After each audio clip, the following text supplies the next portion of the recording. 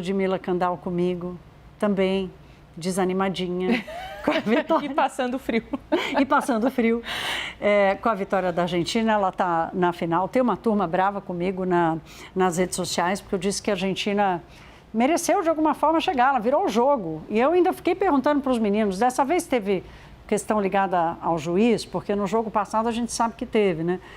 Mas a turma está dizendo que dessa vez foi bola mesmo, Ludmila. Foi na raça, foi na bola, foi no talento e também num pouco da Inglaterra abdicar do jogo, né, Thaís? Boa noite para você, para todo mundo que está aqui com a gente. Temos uma final, então, Argentina e Espanha vão protagonizar a final desta Copa do Mundo, depois da virada da Argentina sobre a Inglaterra, 2-1.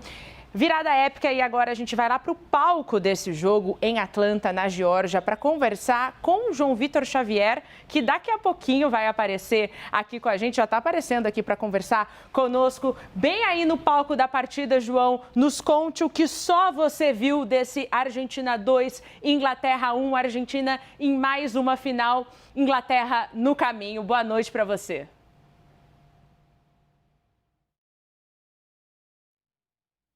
Estamos sem o som do João Vitor, por enquanto. Só nós? Estamos sem o som do João. Daqui a pouquinho a gente tenta. Vamos, tenta retomar. Daqui a pouco a gente retoma o João Vitor.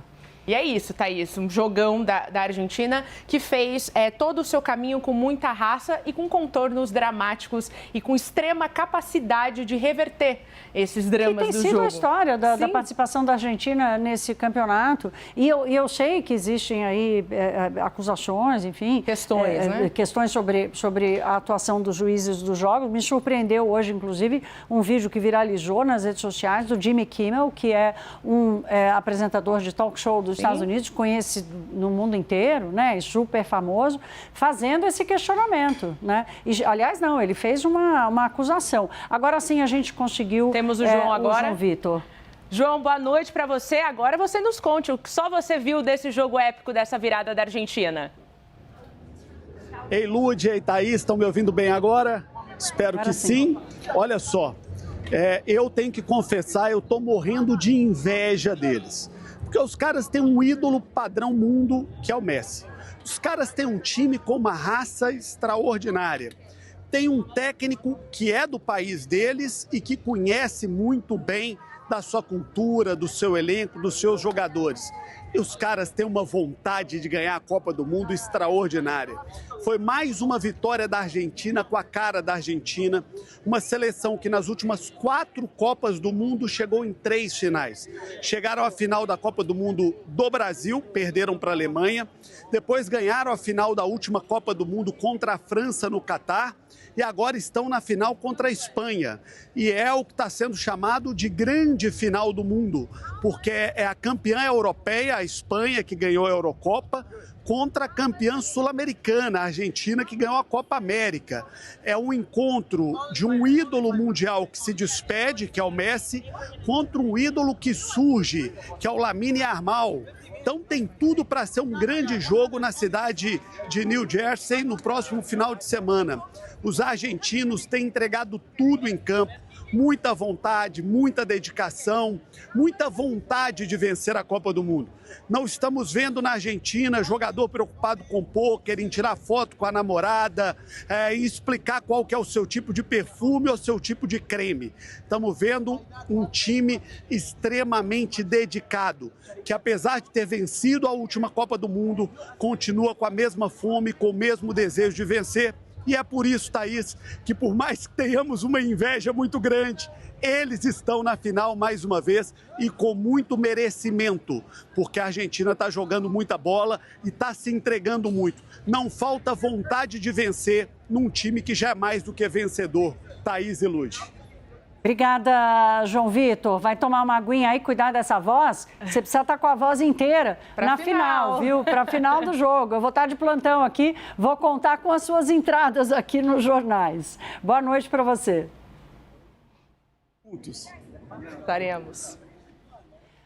Vamos lá, então agora que a gente tem a finalista, a gente estava, enquanto o João falava, mostrando para vocês a praça, a Avenida 9 de Julho, que é a principal avenida da capital argentina, ali onde tem o obelisco, né, da Argentina, de Buenos Aires, completamente tomada pelos torcedores. Essa festa vai longe, provavelmente vai durar até o fim de semana. Até domingo, essa até festa, domingo, né, minimamente vai ficar por lá. E a nossa correspondente Luciana Tadeu traz agora um pouquinho desse clima lá no país vizinho, assim que o árbitro deu o apito final e consagrou a Argentina, então, na final dessa Copa do Mundo. Alegria absoluta aqui em Buenos Aires com a Argentina finalista da Copa do Mundo depois de um jogo muito sofrido contra a Inglaterra. Esse jogo que tinha uma carga histórica muito importante para os argentinos que já foram para a guerra com o Reino Unido pelas Ilhas Malvinas e que agora sofreram muito, mas a torcida aqui empurrou o time até o final, sofreu, torceu, cantou e agora a alegria reina aqui em Buenos Aires com essa vitória sobre a Inglaterra. Vou deixar vocês acompanhando um pouquinho a alegria por aqui na FanFest de Palermo. Perguntei aqui para uns argentinos como que foi esse jogo e o que me dizem isso é Argentina. A gente nasceu para sofrer, é o que me dizem os torcedores aqui em Buenos Aires depois desse jogo tão sofrido.